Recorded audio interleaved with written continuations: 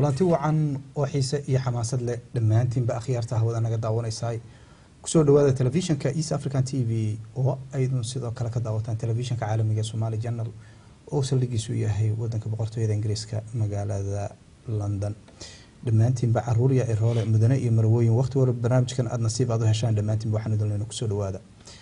daawadayaal haddaan barnaamijkeena inoogu hordego galabta ayaa waxaan kusoo qaadanaynaa dhinacyo fara badan iyadoo maanta qolka studio ahaan kusoo qaadan doono waraysi aan ka qaadayo waalid Soomaali ah oo degan wadankan Sweden oo xaq darro aad u weyn ka tirsanaya hay-adaha garsoorka sidoo kale hay-adahan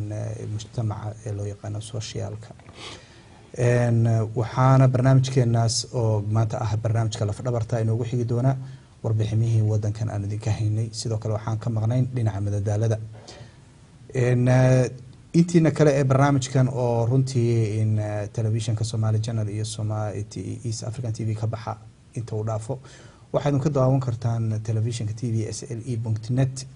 oo halkaas internetka aad nagala socotaan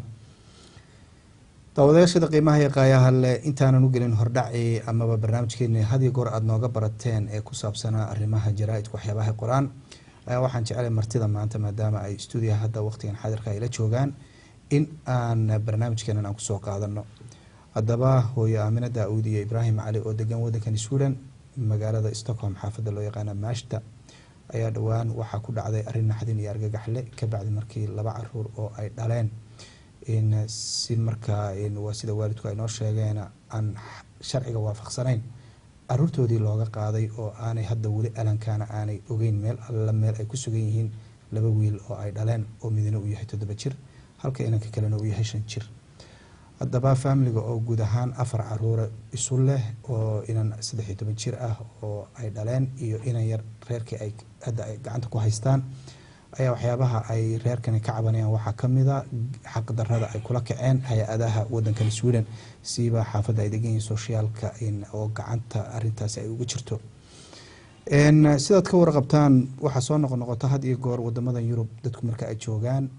in ay warwar aad iyo aad u weyn u ku yimaado waalidiinta siiba marka ay arintu noqoto marka ay caruurtooda oo ay had iyo goor uga baqaan in ay ku dhacdo gacanta dadka cad siyaabo fara badan baan dadkaasi ama waalidiintaasi ay uga baqaan iyagoo dhinac marka had iyo goor sheega in Soomaalida si gaar ah focus ku saaran yahay in iyagoo mararka qaar in luqadda oo ku dhibaatoota in iyo wadamadan ay sharciyadooda ku adag ay ka baqaan iyo inay isku dhacaan hay-adihii dawliga ah haddaba waalid wal oo baata telefishinkan daawanaya runtii arintani si gaar ah ay u taabanaysaa in ka soo qaad ilmahaaga Ilaahay ka abuuray oo aan maanta si aad adigoo aanad ogeyn meel alla meel la geeyay dawladuna ay ka qaaday ama hay-adaha wadamadan Yurub la degayahay mid kamid ay ka qaaday waxaan jecelahay haddaba qisadan sida ku bilaabmatay arintan sida ku dhacday in aan bal barnaamijkeena galabnimo maanta aan ku falanqeyno anoo ku guda jirna bartamaha March sanadka 2011 hooyo Aamina Daawud iyo Ibraahim Cali ayaa waxaan jecelahay inaan telefishinka kusoo dhawaada telefishinka sidii aynu hordhaca barnaamijkan aynu ku sheegnay laba caruura oo uu midi jiro 7 jir midna uu jiro 5 jir ayaa maanta aanaydan ogeyn meel allaale iyo meel ay adduunka kaga sugan yihiin arintan oo runtii aan dareemay inay arrin naxdin la tahay arrin argagax la tahay in hooyo aaba dhisan caruurtoodii markaliya ay waayaan haddaba haddaan aabaha ku bilaabo Aaba Ibraahim Cali oo ah labadan caruur ee 7 jirka iyo 5 jirka ah aabahood bal marka hore sharaxaad yar kooban wadankan intee joogteen Ibraahim bal sharaxaad yar kooban baraftis dadweynaha baraftis yara bara dalmar ma santahay runtii wadankan waxa soo galay 9kii ilaa maanta oo joogay waxaan hay saas leeyahay aniga waalid fiican maaragtay la shaqeeyay wadankan markaan soo galay 3 sano ilaa 4 sano ugu horeysay wax baranay moogi inta kale waxaan shaqeysanahay ilaa maanta laga joogo waa shaqeysta nasiib darro problemka ayaa dhacay oo si qaldan u dhacay waxaan deganaa guriga aan iska leeyahay cidima biisho noloshayda 4 sano ugu horeysay iskuulka dhiganayna waxaan qaadanaya CSL wax bedelaaga intaan qaatay kama badna sanadkan in ka yar waa lacagta siyaasadda waa lacagta ardaydu marka jaamacadaha iskuulada dhigtaan taaba iskuulka ku dhigan jiray anigoo iskuulka dhiganayaan iskuulkii waxaan helay shaqo meel la yiraahdo Create Dubsberg kasta oo in shopping oo lagu automating Soomaaliya waxaan ku shaqayn jiray qalabka technical oo kale oo farsameeyo meesha waxaan sameyn jiray television iyo wixii la daadinayo kale inaan marka hore tijaabiyo oo dib loo u howlgali karaan iyo hadii kale marka aan go'aankaas kale taamana ku jira ayaa hadana waxaan galay starter agate kuushkii waa ka baxay waxaan noqday undamisleader iyo Agnes undamishem meesha ilmaha la geeyo oo lagu xanaaneeyo taariikh ku jira ayaa hadana shaqo aan helay oo tan amaanta ka shaqeeya taariikhdaadu marka waxa weeyaan su'aasha waxaan ku weydiinay dadka markaan ku lahaa isu sheeg yani dad badan baa waxay yiraahdaan haddii ilma ay maqlaan waalidka waa laga qaaday u qaatay inuu aabahani uu yahay aaba mudayaca aaba dhisan oo caruurtiisa ilaashada oo wadanka ka shaqeysta oo cashuur bixiya oo xuquuq leh oo wadanka intaas oo dhan deganaa tahay haddaan bal hooyo u soo noqono Aamina bal adiguna dadweynaha isu sharax ama santa damay wadankan anoo yar oo 8 jir soo galay ilaa maantana waan joogaa kuma aqleysan dadkii aniga walaashi barto wadankii kanta kuma aqleysan nacamtii anagoo social qaadana waliga waxaan ku aqleystay iyadoo la shaqeynayo amba walaashi isku dhiganaso lacagta iskuulka qaadanayso amba nacamtii shaqeynayso uma ku aqleystay marka aqleyshay maanta 15 jir ahaa ayaan shaqo bilaabay Sweden neeras baan ahay ilaa maanta waxaan ku guda jiraa inaan shaqeeyo maalin kaliya tan nacamtii shaqo la'aan waligeyga ma dhicin sharciyada Sweden nacamtii wadanka deganahay in badan baan ka qana waxaan macallimad baan soo bartay neeras baan ahay nacamtii markaad sharci kastood aan isla wadanka iswiirishka nacamtii fiican ma aqaana isma lihi hooyo nacamtii maanta waxaan ahay u baahan nacamtii caawimo xagga dawladahan uga baahan meehi caruurtaada inay ku hayaan ha hooyo saxaawin kartaan ahay hooyo caruurta haysan kartaan ahay dad aad u tiro badan ayaa waxaan dareemayaa kulleyba inay situationka yani maanta aad ku jirtaan ay dareensan yihiin sida uu xanuun badan yahay labadan caruur waa laba wiil Ibrahim la idinka qaaday bal marka ugu horeysa inta aanan Ibrahim su'aasha u gelin maadaama aad hooyadii aad tahay dareenkaaguna uu ka sii walo aabaha iyo hooyada isku mid yihiin laakiin xagga hooyadu ay kaba sii dareen kulushahay labadan caruura ee dawladda Swedish-ka qaybta socialku ay imika idinka qaadeen ay haystaan yani maxay nidaam noocee bay ku bilaabmatay sheekadani sheekadana hod sheeka dheer weeyaan laakiin waan soo gaagaabanaya si nacamti dadku ay u fahmaan inankayga 7 jirka iskuul buu dhigtaa iskuulkiisa had iyo jeer waxa dila ciyaal sida ka waaweyn amba klaaska 3 dhigtaan amba klaaska 4 dhigtaan amba klaaska 9 dhigtaan haddii jeer wuxuu yidhaa inaan ku soo dacwado hooyo waa leedil iskuulka maanta liiga dil hooyo iskuulka maanta liiga dil hooyo ninka wuxuu kusma waa la laadaa xaniyaha maandhood lagu soo dhuftay ishoo kuusan buu yimid macallimadiisa ayaan la hadlaa maalin kasta waxaan ku raynaa kayga dhibaato lagu hayaa maxaa dhibaatada ugu caawin weyday ee caruurtan dili uga celin weyday maalin kasta waxay ugu tiraa anaa ciyaalka u sheegaya anaa waalidkood la hadlaya anaa saan sameynaya calee kulaha maalin kasta saan naagtii iskugu mashquulsanayn intaan 4 cisho ka hor intaan ciyaalkayga la qaadan ayay maalin isniina ila soo hadashay naagta macallimadii anaa shaqo ka yimid oo guriga caruurta keenay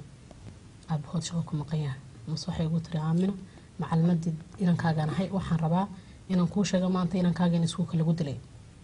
oo laba ilmo yar isugu tageen